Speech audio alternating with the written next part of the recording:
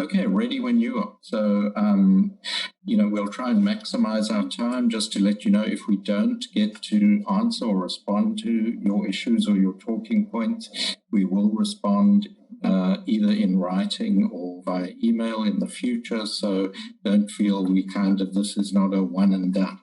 It's just an opportunity for you to start telling us your thoughts, feelings, and concerns. So. Well, hi, my name is Daniel Viral. I'm a third-year student in the College of Engineering studying aerospace engineering, just to give you some context. And today we want to talk about a few things that are concerning the credit no credit option, which over 20,000 signatures have been gathered for this.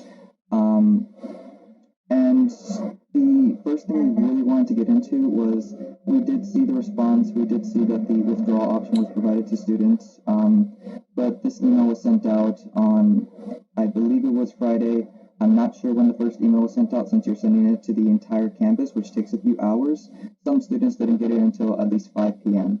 And I understand that in the email and in the Instagram post on the school and Provost Jersky's own Instagram as well, it's recommended that students speak with their advisors, their professors, etc., to ensure that this is the best option for them.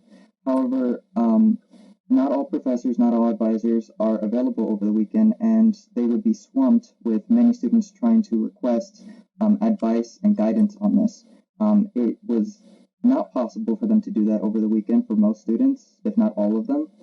And some advisors have certain days that they are available to speak to students. Not all are available every single day. So that was not very convenient for students, and it also provided a bit of stress for them going into the weekend, going into finals week. So was that considered when that decision was made? Well, just very briefly, and I mean, we can defer to the future, sort of the whole timeline of this, but yes, when we were thinking about what to do, we realized we were up against a fixed deadline of Monday at 8 when the first finals were. We couldn't go beyond that. So all we could do was offer that. And I think one of the things that we can consider in the future when we're looking at this, and just to let you know, we're very open to that for the next semester, but the more time we have to respond, the more effective we can be. So for example, the credit, no credit, the fact that we weren't having it was announced right at the beginning, and we didn't really have a chance to make changes until quite near the end. But we'll talk more about the timeline later. We understood it wasn't optimal. Okay, I'd like to pass this off to our next organizer. So one of the talking points the talking point that I prepared was about the technological barrier between students. We feel students and their professors and lecturers, we feel as if the university has not really prepared lecturers and professors to use the technology that we're going to be using in online learning. Personally, I know of people whose professors refuse to use Beachboard, refuse to use Zoom. And if they do use them, they just don't know how to use these programs. And we feel as if the university could have done a better job. Professors and lecturers not knowing how to use the technology that is necessary to use for online learning has caused for students to just not receive the information that they need to receive for their courses in an adequate way, leading us to just not getting the grades that we would have gotten in an in-person setting. Learning online has been an incredible challenge. Before this, I honestly didn't even know how to use Zoom. I didn't know that it existed. So going from having all of my classes in person to having all of my classes, all of my speech and debate tournaments, practically every single meeting that I'm ever going to have to Zoom is incredibly tough. And if it was incredibly tough for me, someone who easily adapts to technology, I can only imagine how much harder it is for professors and lecturers.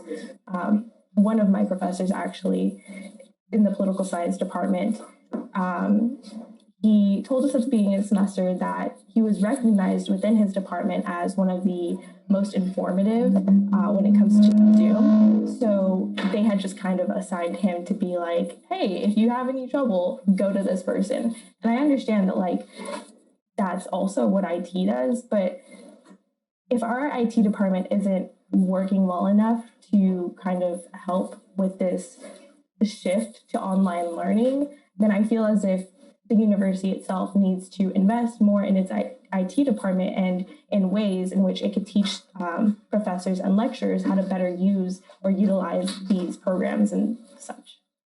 Thank you. Well, great. Thanks, Harmony. And for absolutely sure, it's been a tough time for all of us. A global pandemic was on nobody's wish list. Faculty, administrators, students, staff, and of course our fellow citizens. It is, again, I'll discuss this at length and tell you what we did, but let me just say that we did, as a university, invest several $1 million in training, professionally developing our faculty during the summer. Now, just without going into details, the faculty, like many other staff, are represented by a union, and it's not in my power or anyone at the university's power to insist that all faculty go, because there's a contract between the union members, which is perfectly wonderful, and the university. So what we could do is encourage as many people as possible to go, and we knew that not everyone would.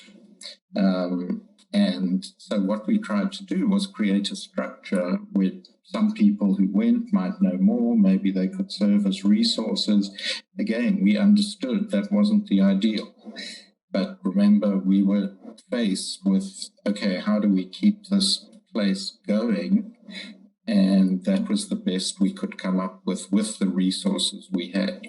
Again, I certainly hear what you're saying. God knows how difficult it's been for you Yeah, all.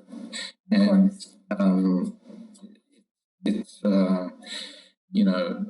every day I wake up and think it's amazing how incredibly well people have done in the circumstances. And I know that the individual issues, and we've tried as best we can, and we'll continue to deal with individual issues, but more later. Provost Jersky, just before we move over to Tina, I just want to get a verification that you read the email that we sent last night, and I believe we've resent one this morning, addressing all of the points in your email. We do want to make sure that is clear, because students who will be watching this recording later might be wondering why we aren't exactly addressing those key points.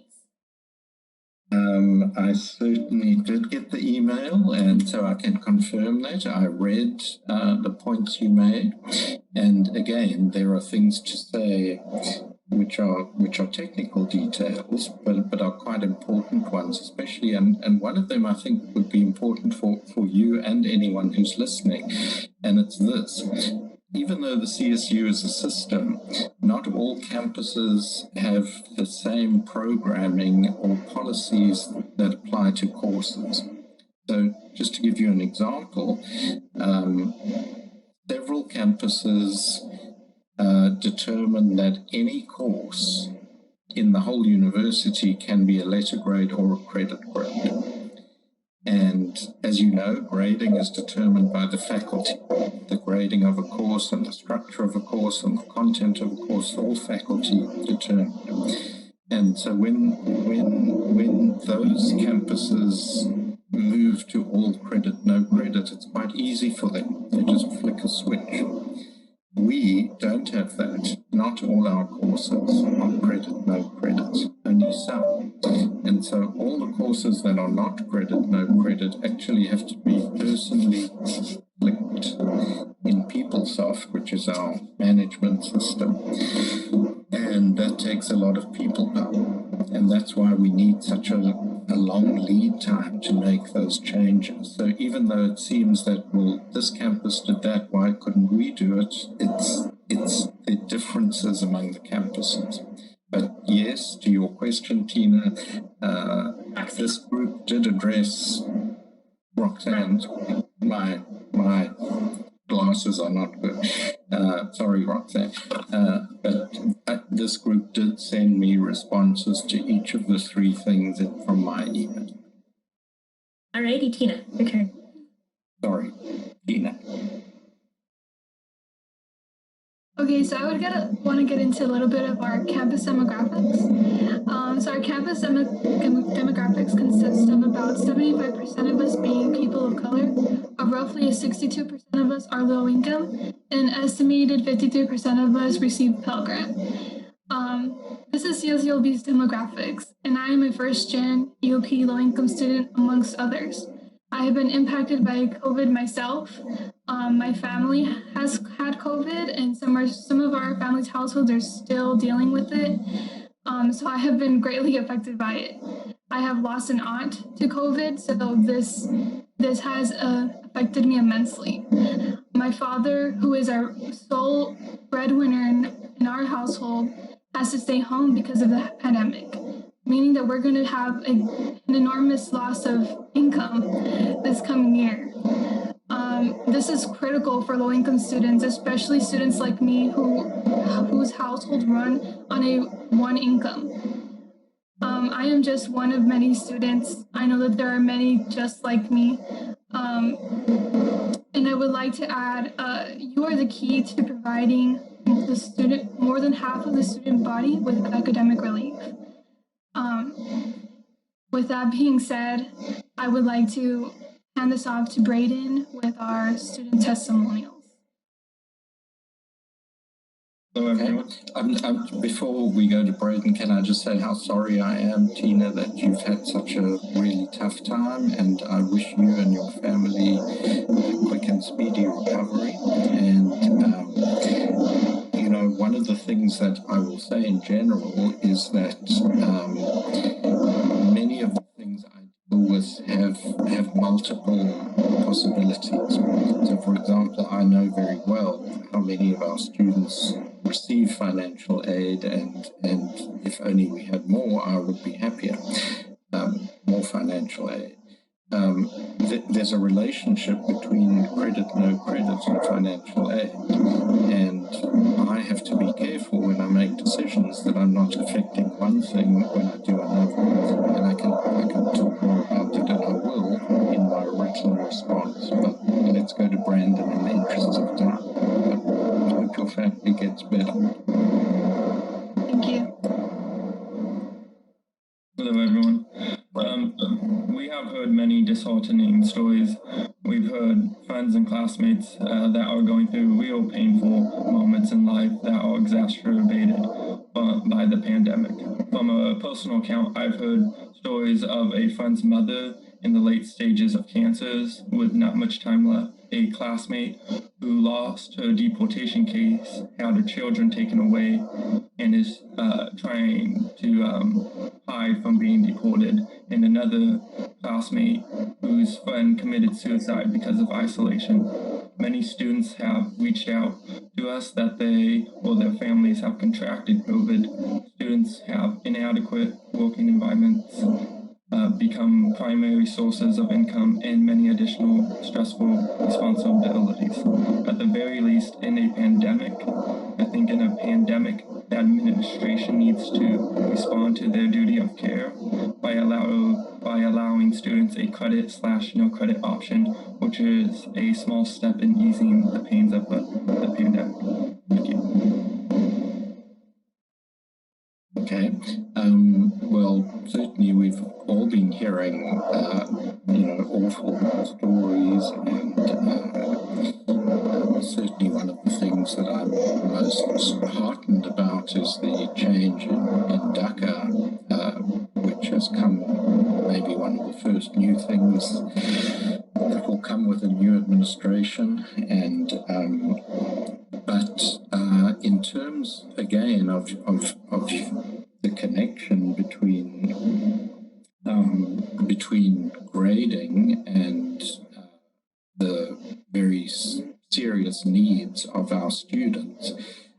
it's not a direct relationship. And so, for example, I know that the Division of Student Affairs has been working night and day, weekends, evenings, to reach out to students who are affected, to do the best we can with what we have. And again, I'm not going to use your time to ask Dr. Leeson to tell us what, all the, give us a list, but we will work with you. And I think it's important to provide and make sure that you know all the resources that we have available to help. Now, we can't help everything, obviously, but really, Braden, we've heard, we understand, and we know it's a tough time. Since I'll be taking it afterwards. Since we are, go ahead. Remember, I was going to go before you, Daniel. Oh, I'm sorry about that, Roxy. Go ahead. It's okay. Just want to make sure. Okay, so a little bit more. I'm honestly quite tired of hearing that the administration understands. We have seen student affairs do work, and there's no doubt about it that you guys are trying. But we as a collective and as students shouldn't be asking this for fall 2020. We saw at the end of spring that the pandemic was nowhere near over, and we are still continuing to live in this in a daily thing. As I wanted to bring up a little bit of studies that I found on PubMed from the SARS epidemic in China, a 10-year psychological study following the Chinese citizen who lived during that time, found that in just 4 years during that study, 42.5% of them reported at least one diagnosis of a psychological disorder. The most common was PTSD at 54.5%, depression at 39%, and chronic fatigue at 40.3%. Me, as a person who also suffers with mental illness, has even faced worse this year. During October, I was on the brink of an emotional and mental breakdown. I called the CARES team and was offered a solution of going to a self-care Zoom. I was overstressed with trying to maintain a 4.0 GPA and maintaining working full-time, my mental health, and family relationships all during COVID in a very stressful political year. I called financial aid in hopes that, I need to bite my pride, drop a class, and try to make it through the end of the semester with my mental health and hopefully my life intact. I was told that if I would have withdrew, because that was the only option, as credit no credit was not available, I would have to be responsible for paying back roughly 25% of my financial aid. As someone who lives below the poverty line, that was not possible. I had to buckle down and hoped I made it, and thankfully I am still here, but I am largely here from the support of students and the support of personal family members and not from the administration. Every time I received an email saying that there was care and you guys understood and there was support, it felt empty. Responding with your email saying that we should have known what we were getting into, we didn't. Neither did you. No one knew that we would be in a state where December our numbers are climbing higher than ever, and now I am spending my finals time trying and pleading with you that we need credit, no credit. I understand that there are system issues and it takes time to flick a switch for every class, but this should have been done before. This should have been discussed in summer, and it shouldn't have been placed on students' responsibility for this. I know you say you were thinking of our future, for future applications, for employers, for our financial aid, but for the students like myself who didn't know if we were going to make it to the end of the day or even see tomorrow, I'm not thinking of that. I want to know that my school has my back. I have applied and I was accepted to every other college I was applied to, and I accepted Cal State Long Beach. I accepted that with pride and knowing that this was a local school. Now I honestly regret that decision because you haven't supported us. We need this. This is more than an administration issue. This is an issue of morality. Will you listen to us and regret your decision when a student credits you guys in their suicide note saying that I did not have support and I was trying to juggle too many things? We've seen testimonials from students who are like, my parents have died. I have COVID. I don't know what to do. I am struggling.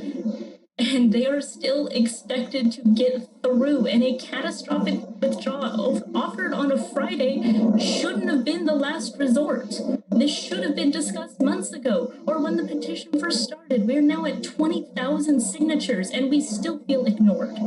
We need something more than this is an administration issue and it takes time. We are part of the school. We are told we are inclusive. We are told that the school has our back, and yet we are failing to see this. And we need more of a response and more action done than a last-minute withdrawal during the week of finals. Daniel, do you want to go? Yes, but so my last thing that I wanted to say was we've gathered plenty of support, over 20,000 signatures now. The last time Provost Jersky had seen the petition, it was around 15. Since then, it is now over 20. Our support continues to grow. Students continue to be stressed out. We've even created a little server, I guess we call it a group chat to simplify things, where students have been venting. They've been saying everything that's been going wrong with them. And yes, we do appreciate the resources that the university has provided us, such as CAPS and other things like that. Although there are some issues that I won't get into about that. But we are having a tough time, and we're here on behalf of the entire student body. We've been fighting this and advocating for it for many, many hours, many countless hours, and we will continue to do so because we're not going to stop fighting for our students. And in all honesty, the university we shouldn't have to fight the university for our students. The university should be fighting for our students, not against our students. And currently, although we know that it'll be very complicated, there would not be a campus without students. We are the majority here, and we deserve to be listened to. And you accepted us here knowing that we came with our high school diplomas, we were competent enough, and we are taking out loans, we are applying for financial aid, and etc. More and more financial decisions. In our own name, that is not the responsibility of the university. Although it may affect some financial aids, there should be a warning, as other schools have found creative solutions to this problem and implemented it into their policies. They have issued warnings saying, if you do this, this may happen.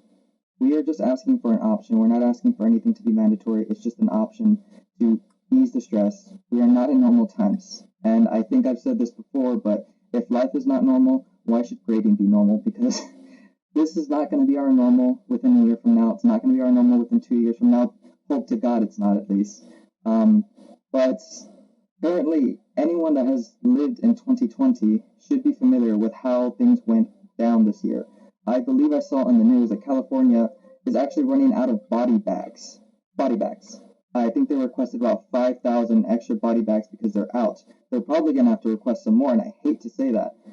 For those of us that haven't gotten COVID, have been inside some of us have been scared for our lives, is what I'll say. These aren't normal times, and we are just asking for an option. And it might be some extra work, but in all honesty, if you took the position, all of you took the position, knowing that you'd be here for students, that this is a school, and we are students, and we are asking for help. Right, and I understand, and I'm not sure how much you want to listen to my what I say, but you know, for example, we have staff at the university as well, and at the moment they have agreed to work through Christmas as extra time to admit the students who want to come here. Now, I could take them off that and say, could you work instead on credit, no credit? But I've decided not to. It's not that we don't understand that these are not normal times, but we have limited resources and we have constraints. And the constraint we have in particular with people and voices is that we have structures through which things work.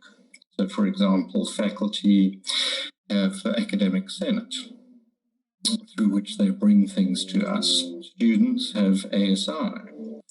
And many other channels.